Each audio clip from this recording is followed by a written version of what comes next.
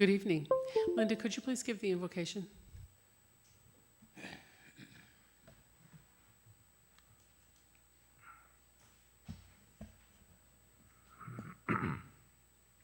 In Chronicles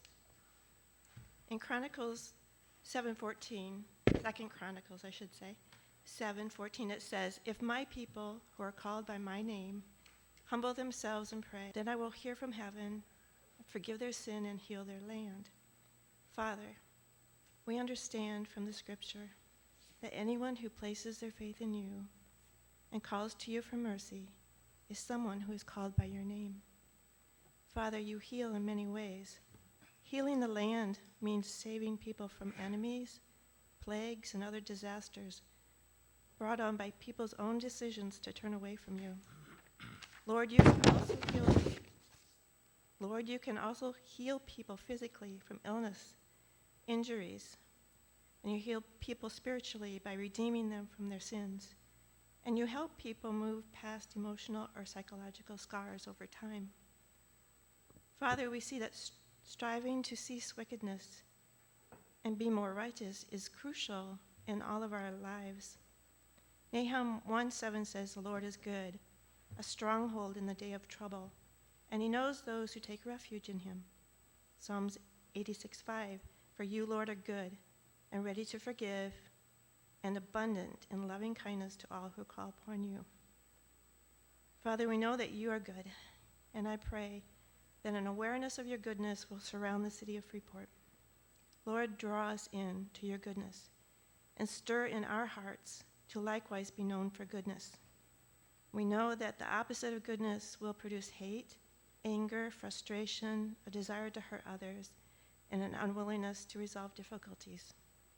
I pray, Lord, that we will all be prompted by your Holy Spirit to realize that goodness needs to be sought after, and my hope is that it will become a common denominator for all of us as a people. Amen. Thank you, Linda. Now we'll officially call this regular meeting of the City Council to order. Madam Clerk, would you please take the roll? I believe we have everyone here in person. Mayor Miller. Here. Borneman. Here. McClanathan. Here. Russ. Here. Parker. Here. Busker. Here. Brashaw. Here. Mysick. Here. And Berberay. Here. Director Sutman, do we have any department heads attending via teleconference? I don't believe so. Okay, those will be marked in person. Okay, thank you. If you could please join us for the Pledge of Allegiance led by Alderman Borneman.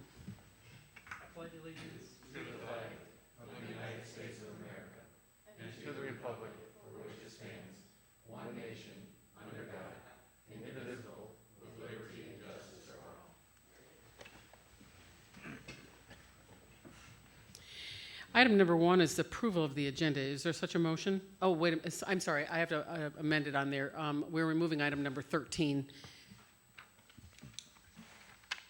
Madam Mayor, Yes. I'd like to make a motion with the omission of item number 13. Is there a second? So moved.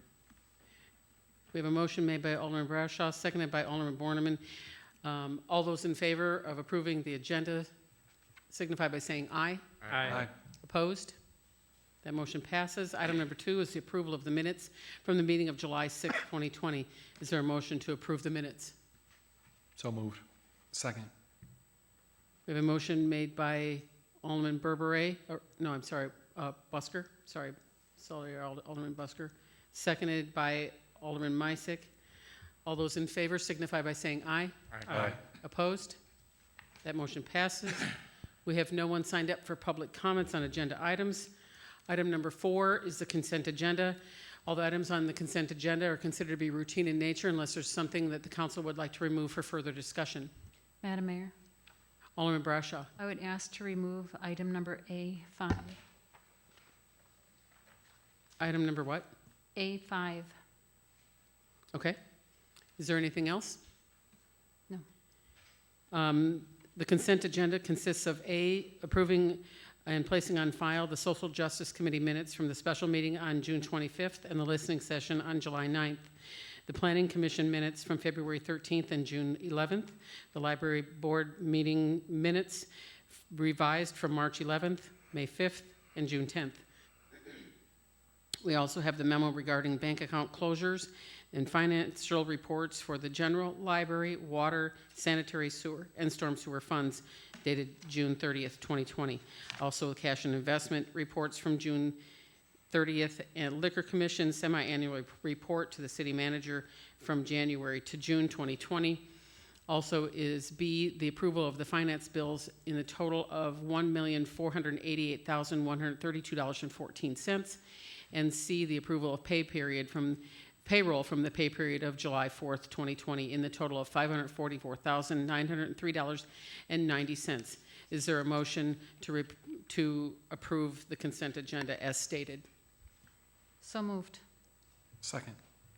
We have a motion made by Alderman Brashaw, seconded by Alderman Meisik. Madam Clerk, would you please take the roll?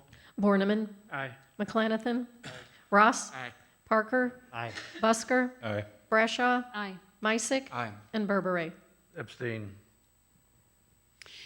And then we will go to the consent agenda item number 5A, which is a memo waiving the permit fees for St. Thomas.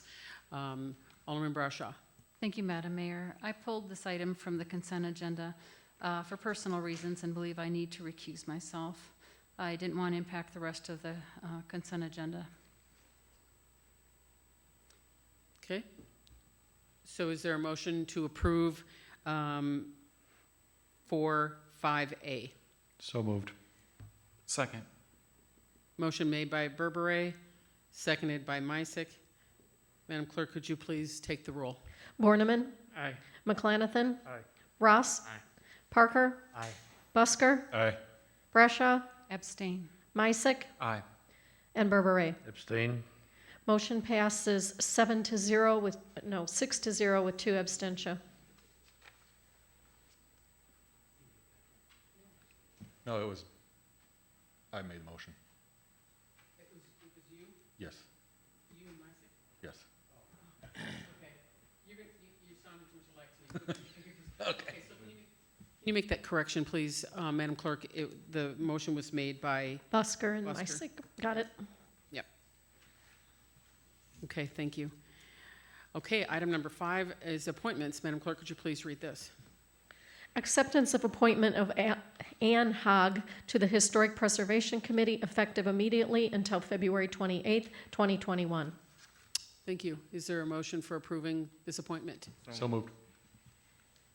We have a motion made by Busker, seconded by Ross. Madam Clerk, could you please take the roll? Borneman, Aye. McClanathan, Aye. Ross, Aye.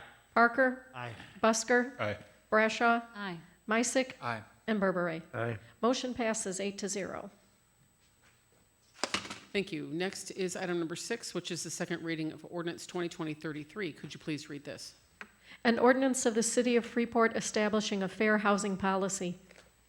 Thank you. Manager Bucus. Thank you, Your Honor. At the July 6, 2020 City Council meeting, the council approved an amendment or proposed amendment to the Fair Housing Ordinance to include language similar to Love's Parks Ordinance as it pertains to city assistance in case somebody wanted to file a complaint. This amendment doesn't actually provide for any sort of hearing process at the city level if someone should want to file a complaint. But it does provide that the city will assist all persons who feel they have been discriminated against in the process of filing a complaint with the applicable state offices or agencies and or the U.S. Department of Housing and Urban Development. Staff recommends that the City Council adopt Ordinance 2020-33 with the amended section 879.03. Discussion, council. Mayor, Alderman McClanathan. procedurally, I don't know that I think we moved this forward for second reading and asked that the language be included. I don't know that we formally voted on it, but can we just handle it in its form with it put in there as amended? Correct. All right, So as long as there's still a roll call vote on this ordinance as presented, that'd be fine. sounds good, thank you. Any further discussion? Alderman Ross. Okay, if a person does have a complaint, who would they take it to? they could either take it to the state or to the U.S. Department of Housing and Urban Development. Okay, follow up. If they took it to the state, who would they take it to? There's a couple different agencies. There's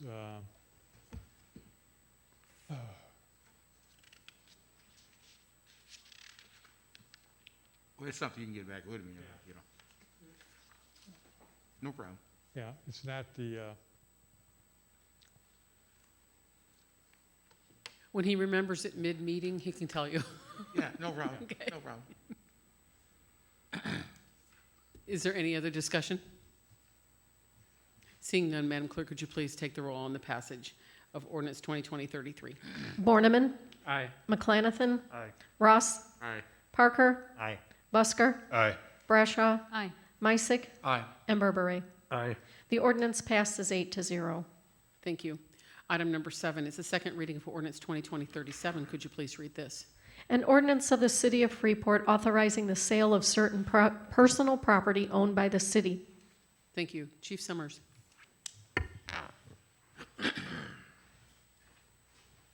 I don't have much to add from the meeting, the last meeting that it was brought up. Again, this is property that's either been abandoned or was evidence at one time, and we've exhausted all means to contact somebody, and we need to have that removed from our evidence vault to make room for more items. Okay, I have a question. Just looking over your list, how does that procedurally happen? I mean, you've got a lot of items that seem more like garage sale items to me than, We have an online auction for those items, so anybody can bid on those items, and then if they don't sell at that, then they'll be disposed of.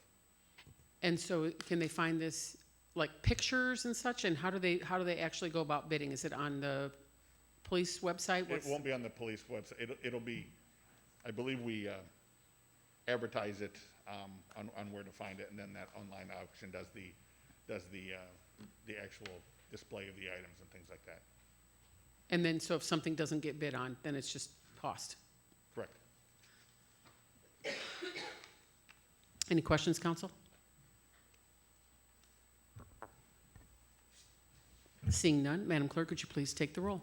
Borneman, Aye. McClanathan, Aye. Ross, Aye. Parker, Aye. Busker, Aye. Brashaw, Aye. Meissick, Aye. and Berberay. Aye. The ordinance passes 8-0. Item number 8 is the second reading of ordinance 2020-38. Could you please read this?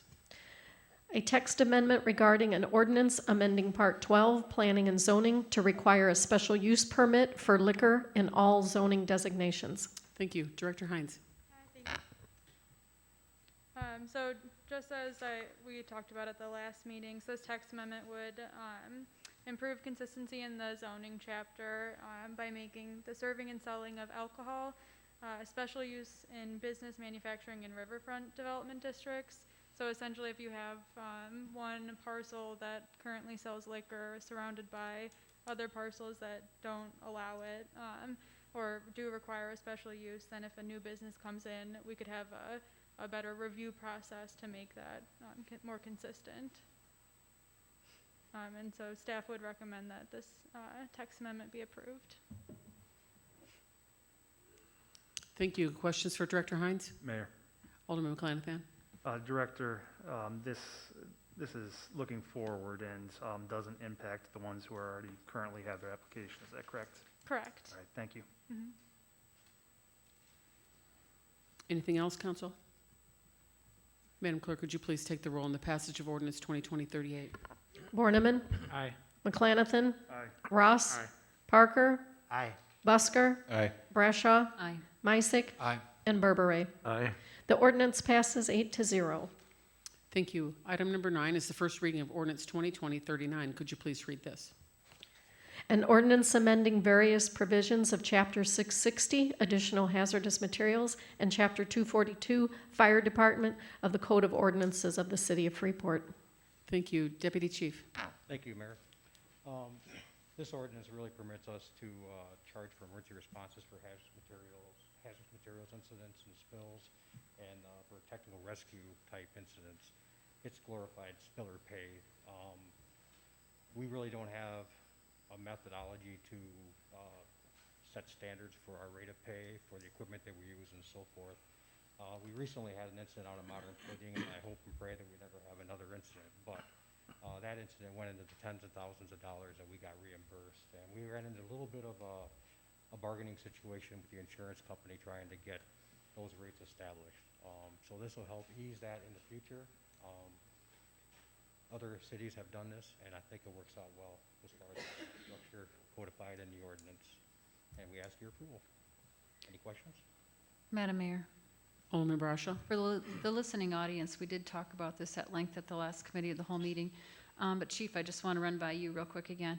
You came up with these amounts based on the FEMA rate, that their national rates are, and then added 10% to get closer to what the actual cost was. Is that correct?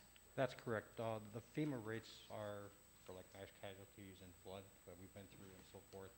And while they are reimbursement rates, they are national averages. And what we did is we looked at them and kind of intelligently decided that we were going to add 10% because that reflects more of what our actual costs are. And then about the TR team hourly rates and team members, we're gauging that based on level of training. Obviously, command staff training is more valuable than entry-level training, which is awareness. So we gauge that as that also. There's no guarantee that whoever is reimbursing us is going to agree to that, but it does give us a very strong start for negotiations in that process. Especially if we legislate this, correct? I'm Correct. sorry, Mayor. Correct. Okay, thank you for your input. Any other questions? Thank you. Madam Mayor, Alderman Busker. motion to approve, or motion move forward. Second. We have a motion made by Alderman Busker, seconded by Alderman Ross, to move ordinance 2020-39 on to the next regularly scheduled meeting. Item number 10 is the first reading of ordinance 2020-40. Madam Clerk, would you please read this? Amended Appropriations Ordinance for fiscal year 2020 for the city of Freeport. Thank you. Manager Bucus. Thank you, Your Honor. With the spread of the coronavirus in late March, we have seen our revenue stream decrease as businesses and services were closed. Early projections show we would have to cut our federal fund expenditures between $1.5 to $1.7 million. With the cooperation of city staff and not filling vacant positions and some one-time revenue sources, we were able to amend and balance the budget. The revised general fund budget appropriations reduces our budget from a little over $19.3 million to $18.4 million. With respect to the other funds, the tax increment financing districts are all showing a positive or zero balance except for Lamb Road TIF district. We are using the fund balances to balance this account since the change in fiscal year has us making 2 intergovernmental payments to the county this year versus 1. Police and fire pension funds are subject to the changes in the investment market.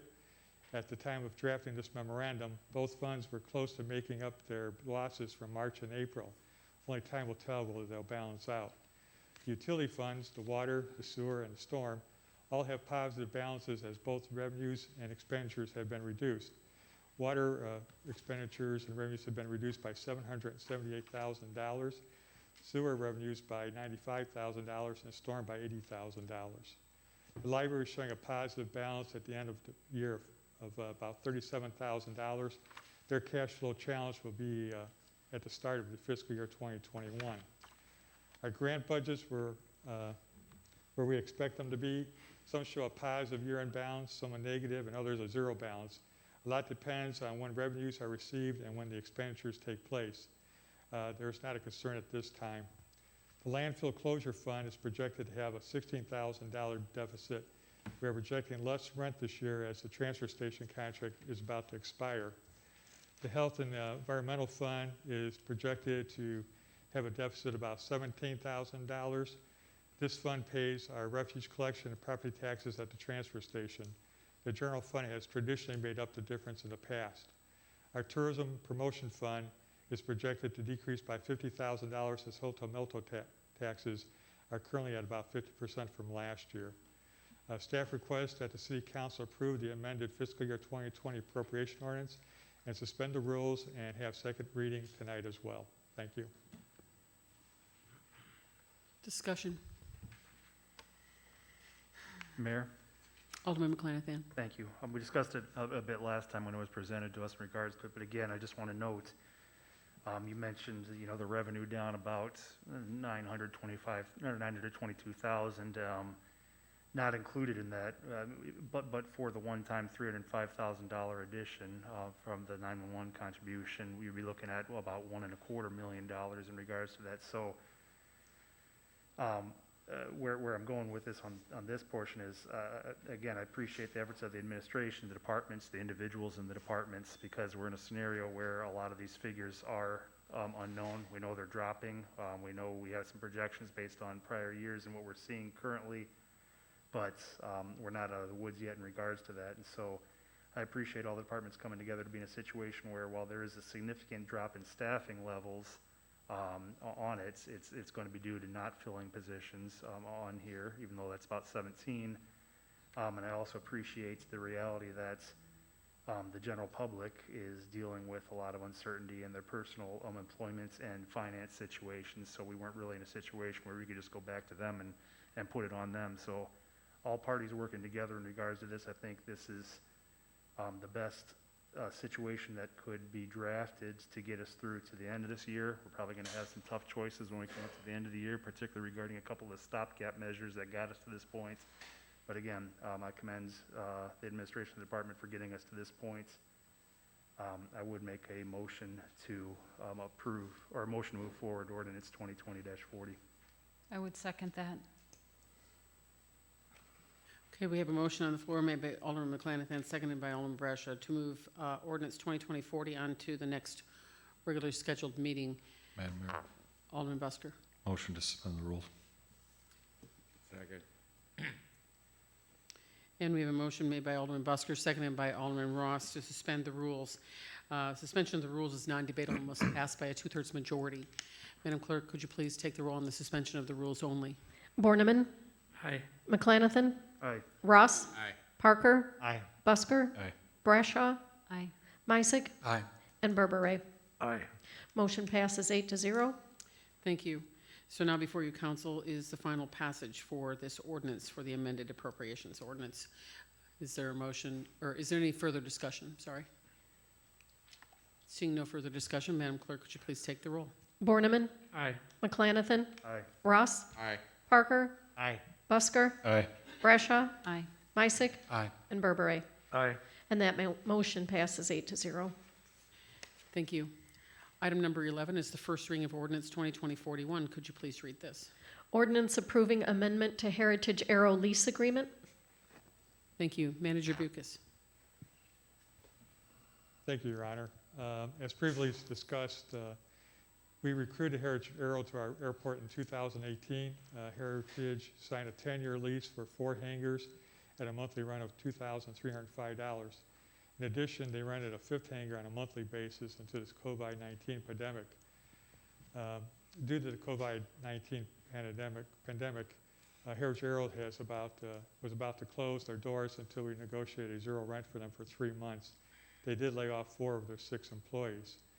Since April, the company has been staffed by the 2 owners and 2 employees, and they are cautiously optimistic that enough business is coming in through their doors to support the business with a smaller crew. They are requesting a reduction in their rent for 1 year to help them with the turnaround. They're requesting an amendment to the lease for 1 year, every 12 months, to reduce their rent from $2,305 to $1,150 per month.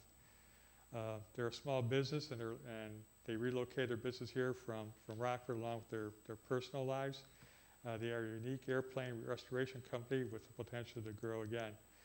Staff requests that the City Council approve the request of Heritage Arrow to reduce their hangar rent from $2,305 per month to $1,150 per month for 12 months, and to suspend the rules and have second reading tonight as well. Council? Madam Mayor, Alderman Brashaw? we spent quite a bit of time discussing this at our last committee of the whole meeting, and I'm comfortable with the terms at this time, so I'm comfortable with this. Thank you. Oh, I guess, do we need a motion to move this forward? Mhm. I would like to make that motion. Second.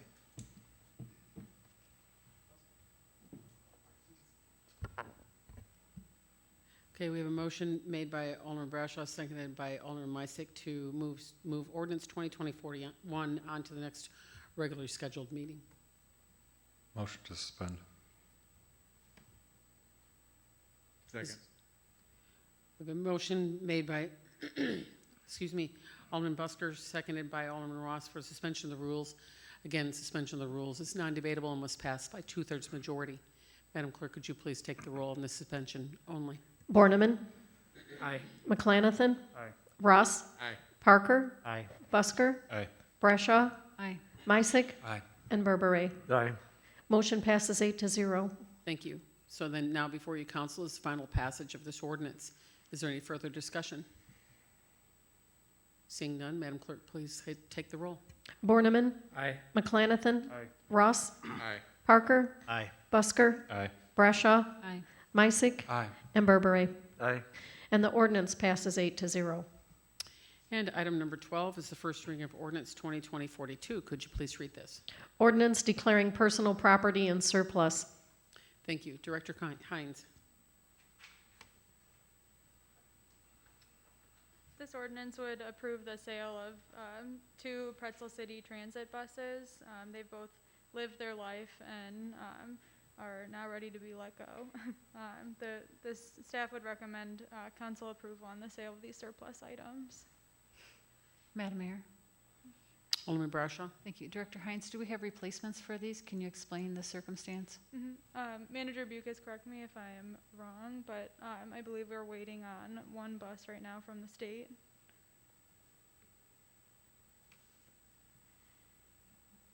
That's correct. I believe we have received 1 or 2 buses already, and we're waiting for 1 more. Follow up? So we wouldn't be a shortage of buses. We have replacements on the way, is that correct? Yes, that's correct. So there have been no routes shortened or cut? No, there have not. Thank you. If I may, Mayor. We have reduced the routes a little bit just because of the pandemic that we're in right now. So we're not really functioning as well as we have in the past, but we are running routes. So anybody that needs a ride still get them. Madam Mayor? Thank you. I wasn't aware that we had decreased services. If that was told to us already, I apologize. I must have missed that memo. Well, our ridership's down to around 100, where we're usually double that and then some. So the ridership's down. We're still doing the routes, but some of our drivers are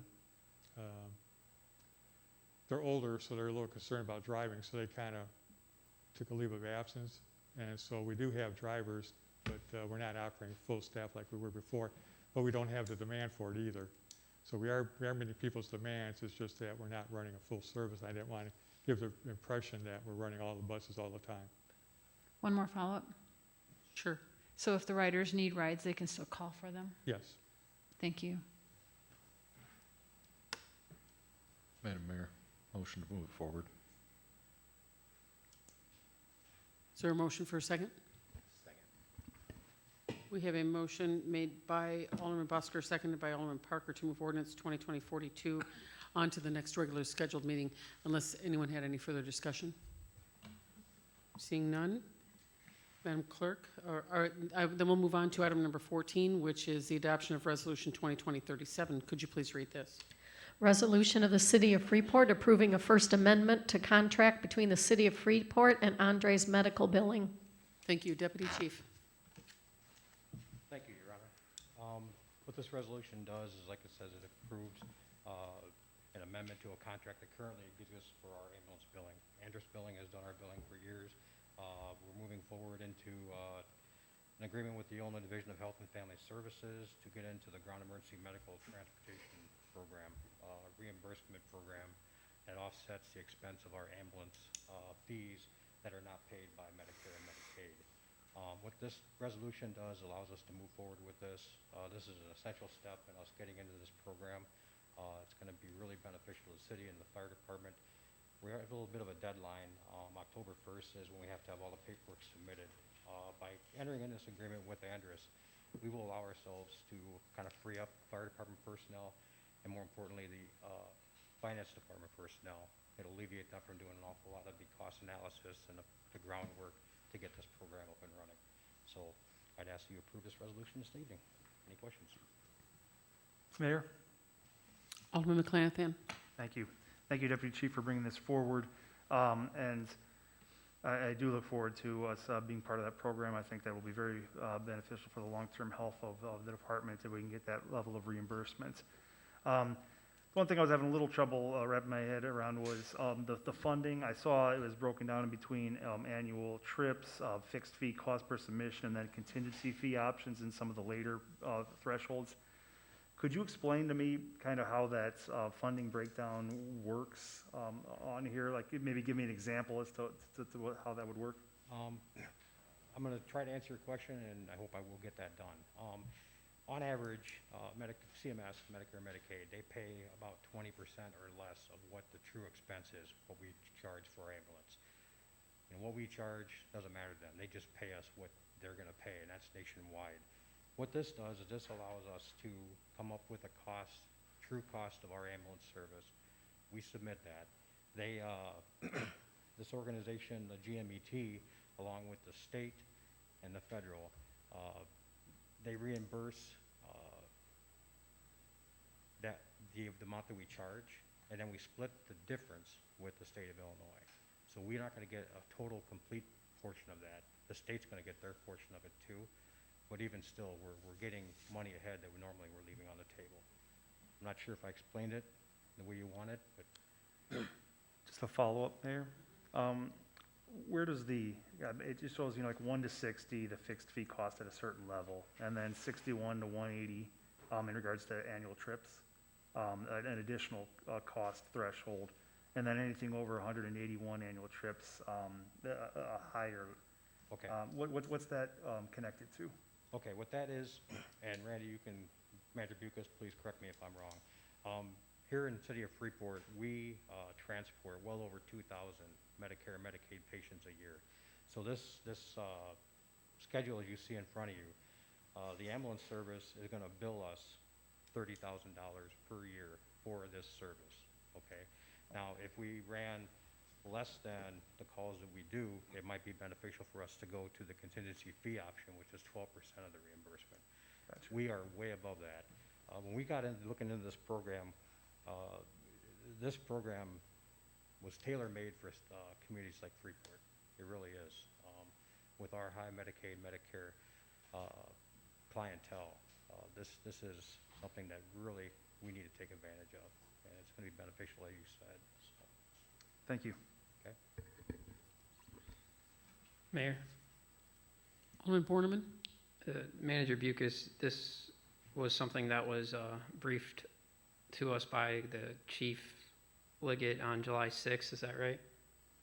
I believe July 13th, yes.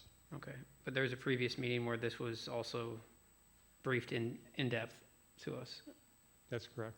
Okay. Thank you, Deputy Chief. Any other questions? Anything else, Council? Do we have a motion? Not yet.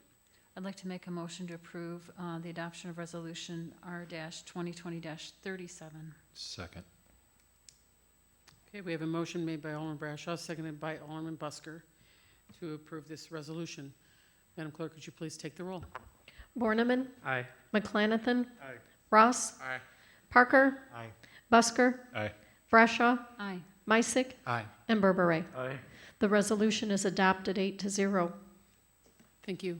Item number 15 is the adoption of Resolution 2020-38. Could you please read this? Resolution of the City of Freeport approving Round 2 of the Census grant. Thank you, Director Hines. Thank you. This resolution would approve the grant sub-agreement or sub-award agreement with the Region 1 Planning Council. They have been deemed a second time the Northern Region Regional Intermediary for the Illinois Department of Human Services 2020 Census grant. So we had already gotten some quite a bit of funding from IDHS for census outreach work. They opened up a second grant opportunity due to the COVID census timeline extension. So we have We have been offered $29,788, a maximum of that amount to be reimbursed for different census outreach efforts. This grant would be 100% reimbursable. We plan to use it on things like every door direct mailers, radio and TV ads, census face masks, and flyers to distribute throughout the community, and some personnel time as well. So currently the census response rate is at about 68%, a little bit over that, and it's kind of been plateauing, which is consistent in most areas in the U.S. right now. So we're hoping that this extra additional funding would help us reach more people in the community. Madam Mayor? Alderman Bradshaw. Thank you. Director Hines, is there any cost or cobay by the city for this grant? No, it would be 100% reimbursable. Wonderful. I'd like to make a motion for adoption of Resolution R-2020-38. Second it.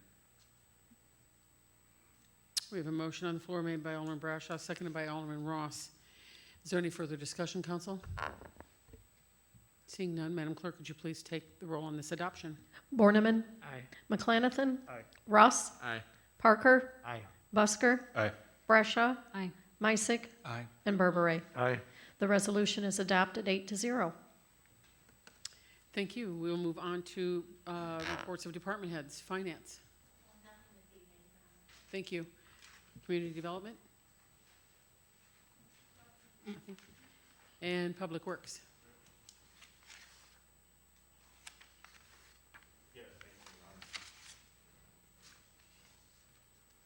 Everything's moving along quite nicely with the commercial tree cutting. We've taken down about 27 hazardous dead ash trees, having good communication with our crew and the foreman on site, and we've had a number of issues with some damage, but it's all been resolved with the homeowner, so we're having good success there.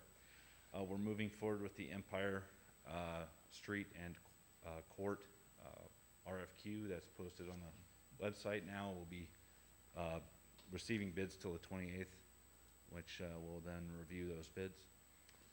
And we're continuing to have issues on Woodside Drive, bleeding and pitting on the road surface. I have prepared a letter for the contractor, and we'll be looking for repairs under their warranty. So that's all I've got for you right now. Do I have any questions? Mayor? Alderman Borneman? Thank you. I'm going to put you a little on the spot, and if you don't know, that's fine. We can get back to me on it. But the Woodside Drive, can you elaborate a little more on the problems? Sure.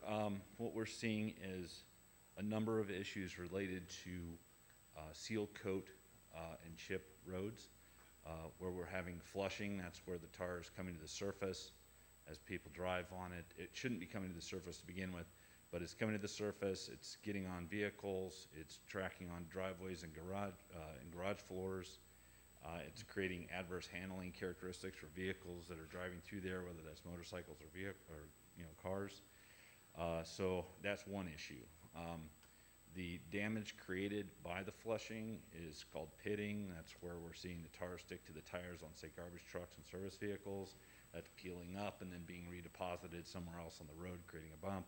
So that's another issue related to flushing. We also have some other material problems with the aprons and approaches. We have a drop on Woodside Drive where it connects to 26. We have about an inch and a half differential in the pavement. And that's causing issues where the plow truck will hit it and then start breaking the road up and adding to the speed at which the road's going to degrade. We have a few areas with potholes, and we have an issue with the South Park where it interfaced with Woodside Drive, interfaces with South Park. Again, we have another elevation differential between the existing road and Woodside Drive. And then we're also seeing some problems in the courts and the circles with vehicles turning around and displacing the road surface. Follow-up. You mentioned warranties from civil. Yep. This project was recently completed, so what are those warranties that you're mentioning? Well, warranties against defective work. So we're looking at it from that vantage point, that a new road should not be exhibiting these characteristics less than a year from completion. And then one more question. What is the anticipated timeline regarding, your submission of the letter and then completion of work? Do you have any idea of time frame? Is this something that's going to get addressed before the winter? Yes, we have a year from final completion. That was the end of October. So I would expect that we should see some movement between now and before fall, I would imagine. But that does kind of fall in civil's court to the speed at which they address the issue. So I will be working with them as quickly as possible to get the situation resolved. Thanks. Madam Mayor. Alderman Bradshaw. Thank you.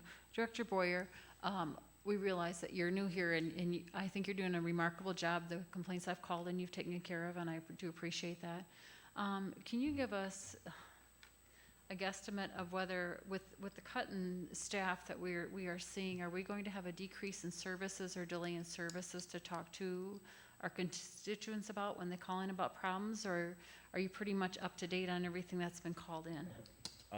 I'm working on a report to determine how many work orders we get and how many work orders we complete in a given day, but I'm guessing we are falling behind. I would estimate we're probably completing 2 work orders for every 3 that come in. Thank you, sir, for your honesty, and that's one of the things that we will try to convey to our constituents, to be just a little bit more patient with reduction in staff. We don't realize, we realize that your crew are not supermen or superwomen, but that you have to do your job, and sometimes you can't just hop on every single little thing right away. So thank you. I appreciate that, Alderman Bradshaw. Mhm.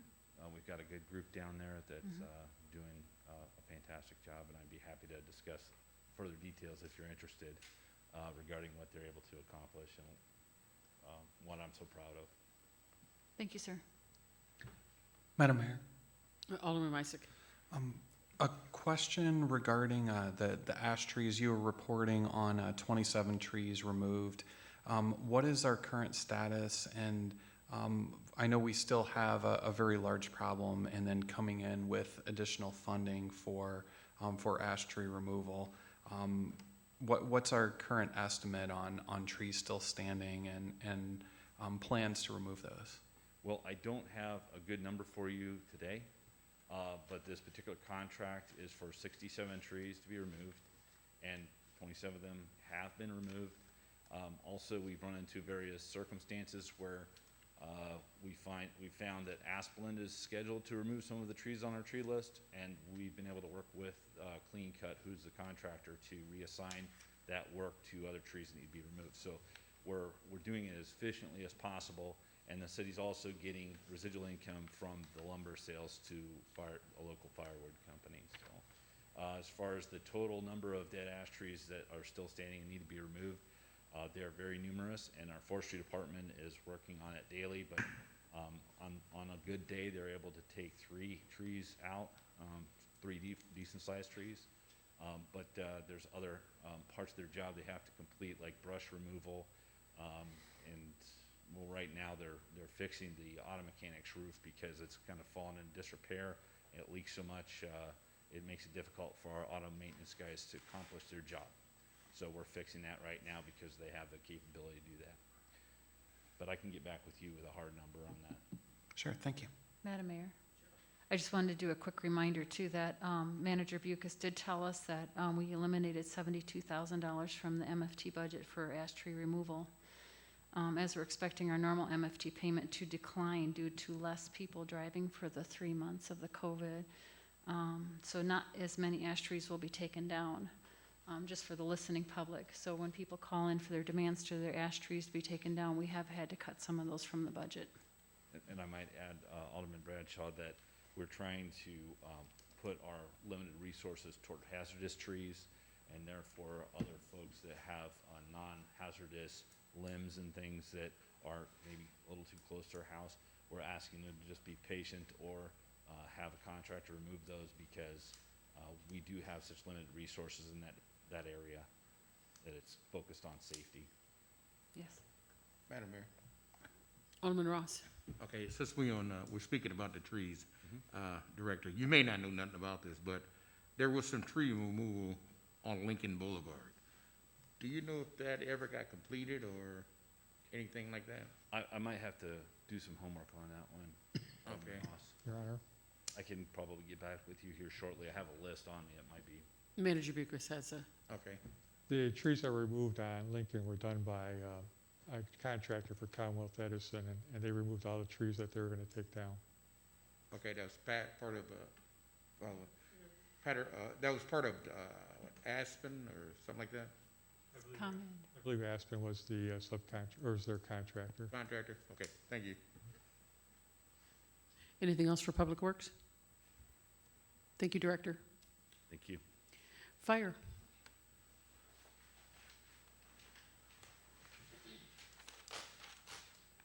Real quick this evening, last Friday, we had a fire at 710 West Mosley. Those of you that don't know 710 West Mosley, it's a apartment complex. There's 10 units in this complex. We responded to a kitchen fire that was rapidly getting out of hand. We were dispatched at 1854, and our first units arrived 3 minutes later, which is incredible. It's not very often we can give some accolades out to the firefighters of the city of Freeport, but that particular fire had real potential for being a very bad fire and displacing 10 families. As it was, we kept it into the kitchen. It was a second-story apartment. There was extensive damage to the kitchen, and there was water damage to the apartment below. So we had 4 people that were displaced, 2 of the 10 apartments. Everybody else was able to stay. Again, I can't thank Acting Shift Commander Lieutenant Randy Sefford and the firefighters of C Shift. It was a great fire as far as their response, and they're able to get that knocked down quickly and keep people in their homes. So, thank you. Well done, thank you. Police. Thank you. Water and sewer? Thank you. IT? And library?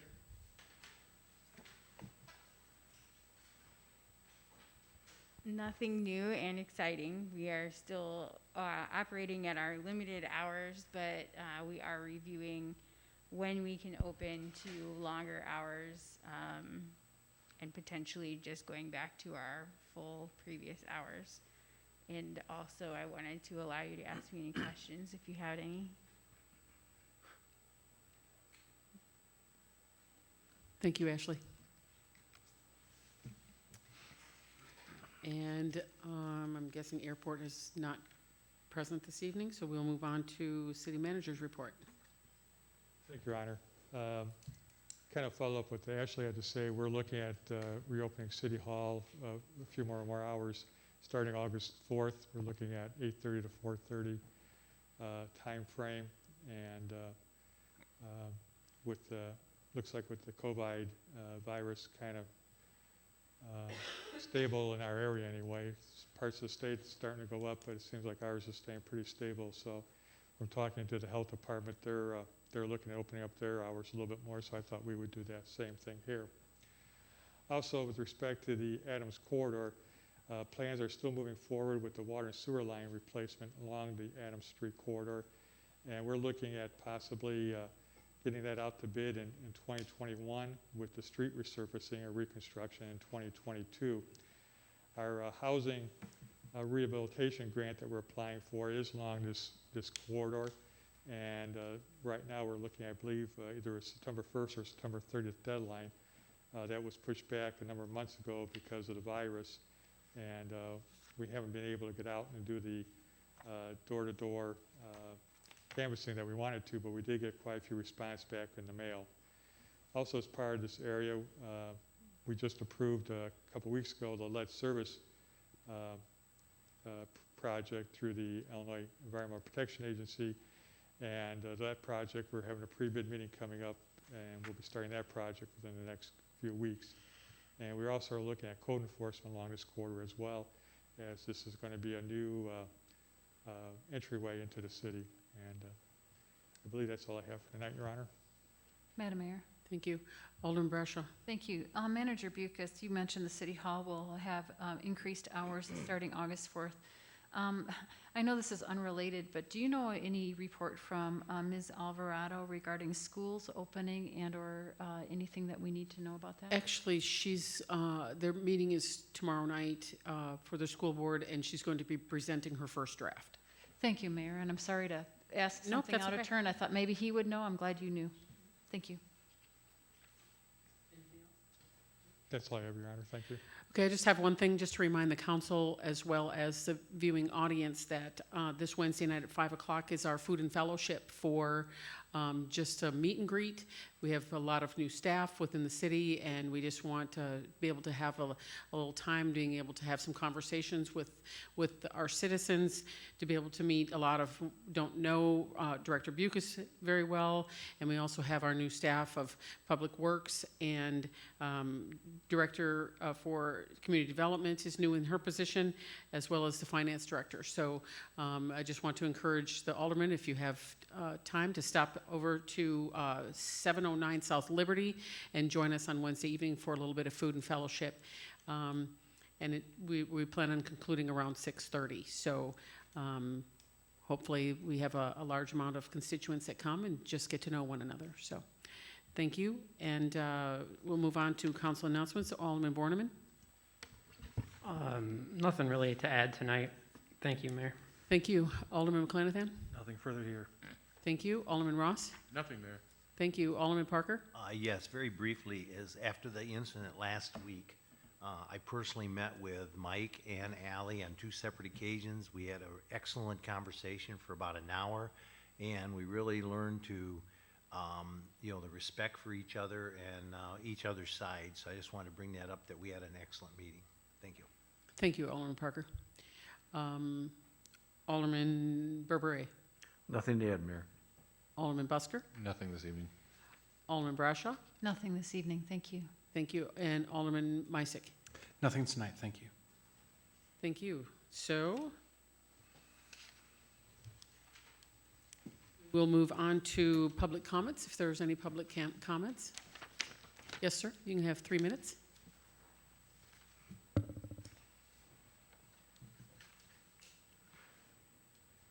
I'll be brief tonight. I attended last week the Building Commission hearing that took place here. I think it was last Wednesday.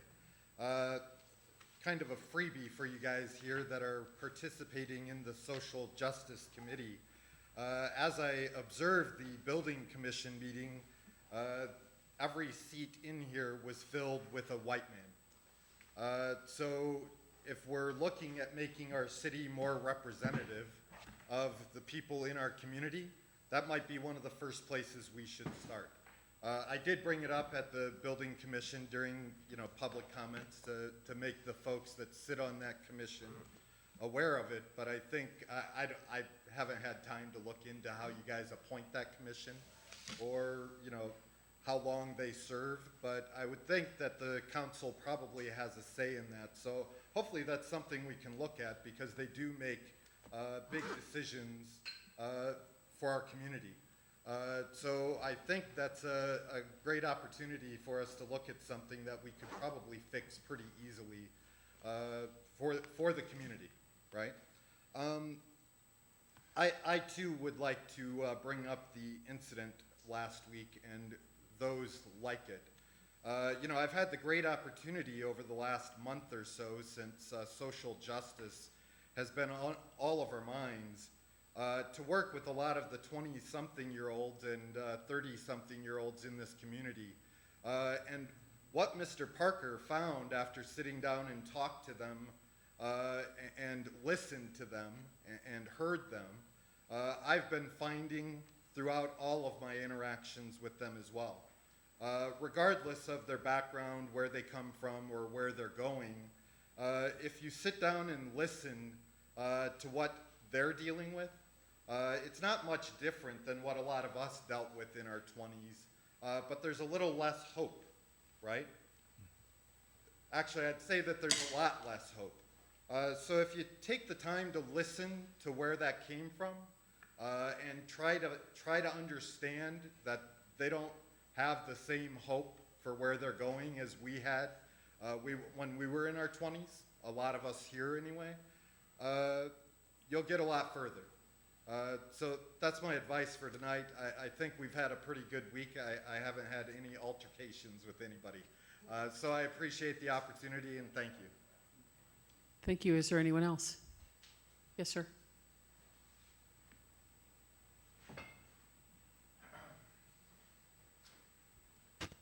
Do you have to say my name for the record? Nick Welch. Okay. So yeah, thank you a lot, Carl, for kind of giving voice to what I think a lot of people who are in my age bracket do feel, is a lot of kind of fear for the future, a lot of fear that we'll be the first generation in America who won't be better off than our parents. And we don't really know what world we're looking into when we get out of high school, get out of college. And that's a lot of national politics level. But I think as you guys interact with the people in the city who are in my age bracket, that's a really important thing to think about. I want to elaborate about what I wanted to talk about, and did talk a little bit about at the Social Justice Committee Thursday, which I think almost everybody here was here for that. But I passed out an article and kind of distributed some knowledge about our county, Stevenson County's namesake, Benjamin Stevenson, and how he's a slave owner. He actually owned 11 slaves.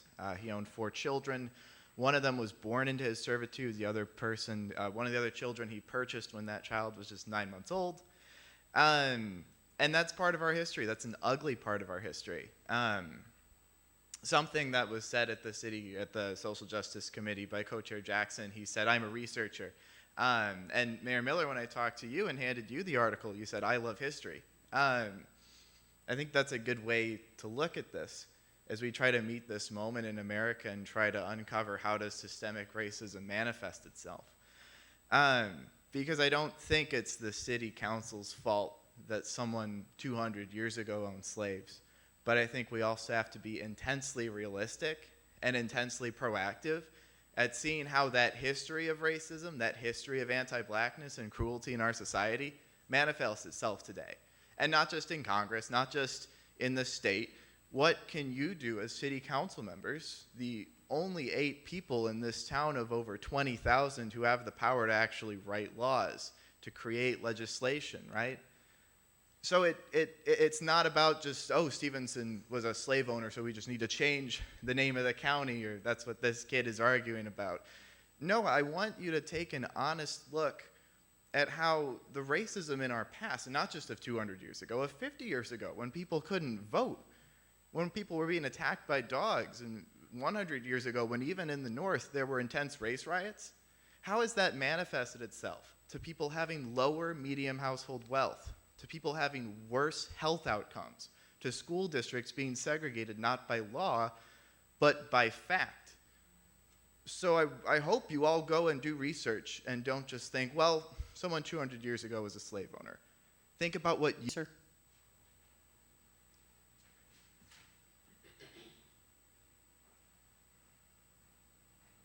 Hello, Kelvin McElwain. Just a few comments tonight. There seems to be this belief out there that racism isn't real. The Black Lives Matter movement is just hype. People are tired of hearing about it. I just want to share some personal experiences from my life to share with you why this is real. I know racism exists not because I've been brainwashed by the Democratic Party. I know racism exists because of my personal experiences, not because of what I saw on CNN last night. One day when I was walking, some guys yelled out the truck, "nigger." One day going to class while in college, the words "nigger" was spray painted on the dorm that a black student lived in. One time I was at a party, and I was talking to a guy who everybody knows he's a local weed dealer. So he says to me, "You know, you're a good black person, but those black people who deal in my territory, them niggers." One time, me and some friends were at a public beach, not a private beach, a public beach. While leaving the beach, a group of white men surrounded us and said, "Get off our beach, get out of here," and kicked our car door as we were trying to leave. One time, I went out for some drinks with a young lady who was white. The next day, she says, "You know something? I can't go out with you anymore because my dad said he'll disown me if I'm seen with a black person again. Racism is real. When black people fight against racism, it's not because of what we see on TV, it's because of our personal experiences, and we've all had different experiences with it. My experiences are different than another person's, but we've all had that same shared experience being treated differently and poorly just because of the color of our skin. So this Black Lives Matter movement is real. We are sick and tired of seeing unarmed black people killed by police officers and unarmed vigilantes thinking we're criminals. We've had it. We are tired. This is real and based on our personal experiences, not because of what we've seen on TV. And I just wanted to share those with you. Thank you. Thank you, Kelvin. Are there any other public comments? Seeing none, we will move on to item number 21. Madam Clerk, could you please take the roll?